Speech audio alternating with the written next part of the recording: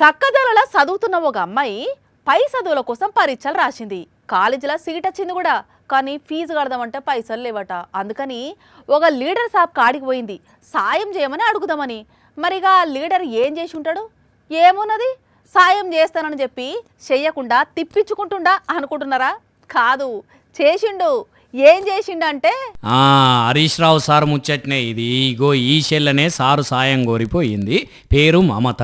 Sir నియోజకవర్గంలోనే ఉంటారు. Medical కాలేజీలో పీజీ సీట్ వచ్చిందట చెల్లెకు. ఏడాదికి 7.5 లక్షల దాకా కట్టాలన్నట. 3 ఏండ్లకు 22 లక్షల దాకా అవుతాయట. అందుకని ఇల్లు గిరువు పెట్టి లోన్ తీసుకుందాం అనుకుంటే ఆల్రెడీ ఇంటి మీద లోన్ ఉండేసరికి ఇవ్వమన్నారట. ఇక ఏం చేయాలనో అర్థం కాక హరీష్ సార్ను కలిసినట్టు. మరి ఏం చేసిండ్రా చెల్లె సారు? సార్ వాళ్ళ సొంత ప్రాపర్టీ అయినా వాళ్ళ ఇంటి పైనే మాకు లోన్ తీసి ఇచ్చారు. దానికి తోడు ఫస్ట్ ఇయర్ లో హాస్టల్ కి సంబంధించి కూడా 1 lakh ఇచ్చారు సార్. ఓహో సూపరు. ఇన్నరా సారు ఆయన ఇంటినే మార్టిగేజ్ చేసి గదే తాకట్టు పెట్టి మరి 20 లక్షలు ఇప్పించిండట. అది కూడా 3 అంటే 3 రోజుల్లో అయ్యేటట్టు చేసిండట. మీదికెంచి ఖర్చులకు 1 లక్ష రూపాయలు కూడా ఇచ్చిండట. అది వరకు కూడా ఆల్లిళ్ళు సారు సాయం చేసిండనంగా ఇన్నంగాని ఇప్పుడు ఇట్లా చూస్తున్నాము.